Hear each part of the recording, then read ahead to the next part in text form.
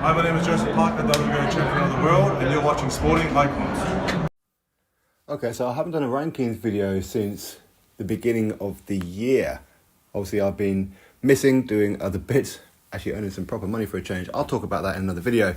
But I thought, you know what, while I've got like a little bit of time off, I'll do our rankings, our top 25 in the heavyweight division. Again, as always, in any of these kind of videos, if you disagree with certain positions, tell me why you disagree with certain positions, and then we can move them around for the next one. Okay, so these are your rankings, which are obviously unbiased and all that kind of good stuff, and it's based on facts more than opinion. Of course, you have to allow a little bit of opinion here and there. Of course you do.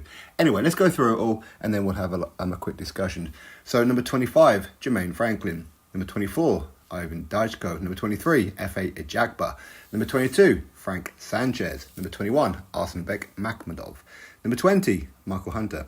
Number 19, Fraser Clark. Number 18, Derek Chisora. Number 17, Otto Wallin. Number 16, Hughie Fury. Number 15, Fabio Wardley. Number 14, Martin Piccoli. Number 13, Jared Anderson. Number 12, Andy Ruiz Jr. Number 11, Daniel Dubois. Number 10, Deontay Wilder. Number 9, Aja Kabayel. Number 8, Joe Joyce. Number 7, Zhilei Zhang. Number 6, Dillian White. Number 5, Joseph Parker. Number 4, Filip Hrgović. Number 3, Tyson Fury. Number 2, Anthony Joshua. And number 1, Oleksandr Usyk. So there you have it, top 25. Now, obviously, nobody's going to agree on every single position. You will say, well, you should move X position up a couple and drop this one down here, there, and everywhere. But again, we're trying to do it based on their recent form, of course, but also their resume included, who they fought, how did they perform, and all that kind of good stuff. Now, obviously, the biggest one is obviously Oleksandr Usyk. He is now the undisputed heavyweight world champion. Can be no debate. He is number 1. Can be no debate about that. The debate is going to be, is Joshua number 2 and Tyson Fury number 3? Should they be swapped around? I mean, Anthony Joshua has a far better resume than Tyson Fury. That's factual. Some opinion, of course, but for a lot of people, that is factual. But at the same time, if you were to draw comparisons as to who opponents that they've got in common, Anthony Joshua has beaten every opponent that Tyson Fury has fought as well in more emphatic fashion. The one where they both lost to Oleksandr Usyk, of course, who looked better? Well, Anthony Joshua wasn't knocked out like the way Tyson Fury was, that's for sure. So again, we could look at it that way. But at the same time, Tyson Fury won arguably more rounds. He won, 4 rounds against Oleksandr Usyk for most people, which would be 4, 5, 6, and 7. Anthony Joshua probably won 3 rounds in those. So it depends on how subjective you want to be on it. Let me know in the comments below. Now, when it comes to the other ones, like the top 10 in general, there's going to be some debates here. For example, number 8, Joe Joyce, which has just been announced that he's going to be taking on Derek Chisora. On here, we have him ranked at number 18. So really, we have number 8 versus number 18, as far as our rankings are concerned. But you could look at it and say, well, Joe Joyce, he has fought and knocked out number 5, Joseph Parker. It's not my opinion. It's a fact that's happened.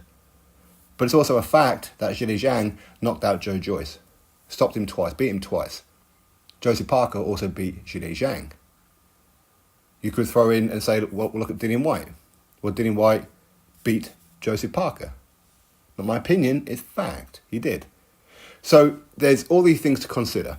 Should you base it more on recent form now, and then we have to put opinion on it, where a lot of people may say, well, Joseph Parker now would beat Dillian White now.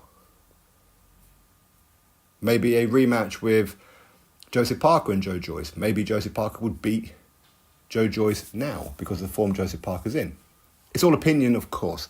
Now, personally, I think Joe Joyce is going to beat Derek Chisora. I think he's going to beat him quite handily. I really do. Now, the other ones where it's going to be a little bit of contention is number 4, Filip Hrgović. Should he be that high? Of course, he's going to be taking on Dan Dubois in about a week or so's time on the 5 vs 5 Queensberry vs Matchroom fight night, which is great. on these rankings, it's number 4 versus number 11. It will be for the IBF, I don't want to say title, but the winner of this fight could be elevated to the full IBF championship.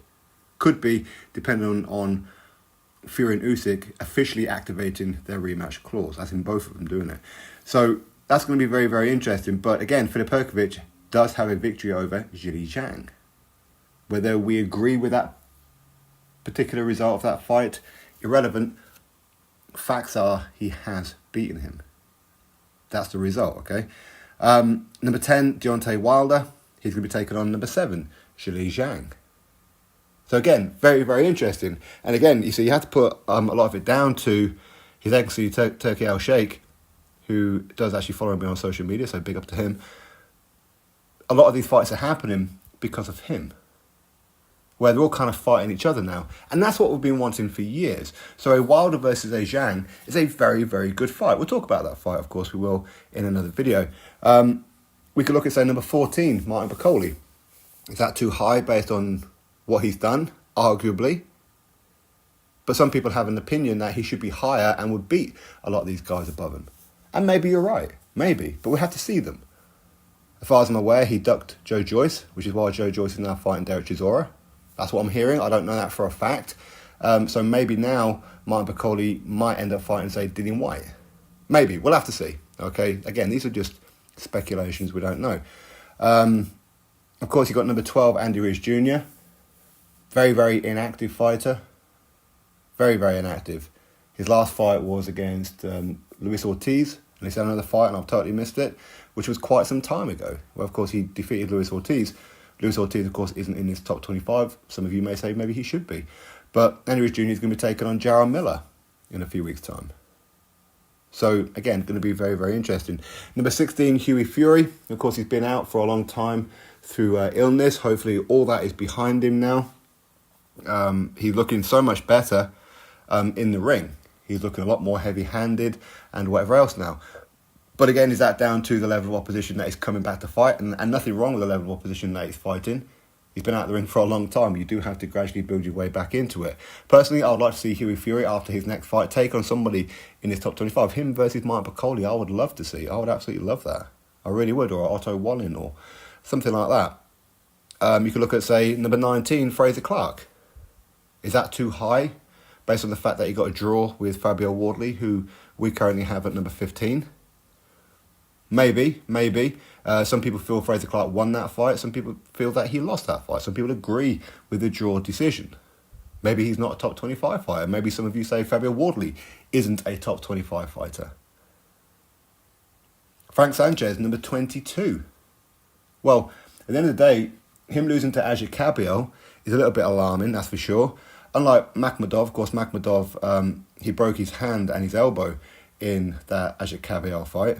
But Frank Sanchez quit to a jab to the stomach. Of course, he got dropped with a big punch to the stomach. And of course, he was hurting, but he went down and refused to get back up after a jab to the stomach. This was the final eliminator to become WBC mandatory, and he quit. Right? Not opinion, that's fact. He quit. Speaking of Ajit Kabiel, number 9,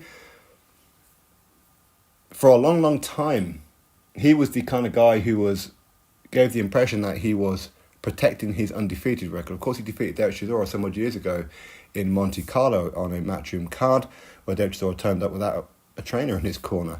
But since then, hasn't done anything. Yes, of course, he's won the European heavyweight title twice, but that's pretty much all he's done by beating not anybody that you've really heard of. Okay? But he even vacated the European heavyweight title rather than fight his mandate in Joe Joyce. He'd rather vacate than fight Joe Joyce. Not my opinion, that's what he'd done. But of course, recently he has defeated a Makhmudov and he has defeated a Frank Sanchez. So is he worthy top 10? You probably have to say so. Would he beat anybody above him? Would he beat Joe Joyce? Would he beat Dillian Whyte, a Joseph Parker, a Herkovich? Or would he beat a Wilder? Would he beat a Anderson? Would he beat a Dubois? Maybe. Could be very, very interesting to see what it is that happens with Ajit Kabiel next. I've got a feeling he's going to sit on his position now and wait for his title shot. I think that's what he's going to do. If his history shows us anything, that's probably what he's going to do. But anyway, we'll have to wait and see with that. As I said, fights that have been made. Well, obviously you got Filip Perkovic against Darren Dubois. That's been made. You got Andy Ruiz Jr. versus Big Baby Jaron Miller. You got Joe Joyce versus Derek Chisora. And there's probably, you got Deontay Wilder versus Zhilei Zhang as well.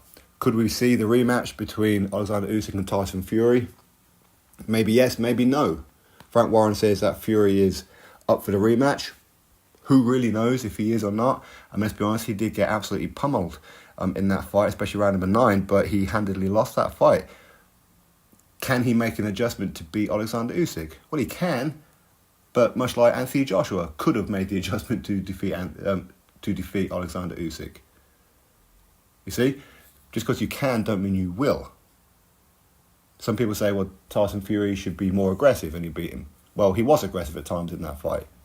Usyk found a way around it. He should keep his distance, stay behind the jab. He did do that at times. Usyk found a way around it. So what is it that he can do? Personally, I'd like to see Fury take on Anthony Joshua. That's what I'd like to see. If that rematch doesn't happen, of course. Other than that, that's the top 25. As I said, nobody's ever going to totally agree with any kind of position. It's not my rankings. I would have a few people here, there, and everywhere. Personally, I would have Dillian Whyte above Joseph Parker based on the fact that he's beaten Joseph Parker before. But just because he's beaten before, does it mean he can beat him now? Not necessarily. But we'll have to wait and see, won't we? Drop your thoughts below, click thumbs up, subscribe, catch you next video.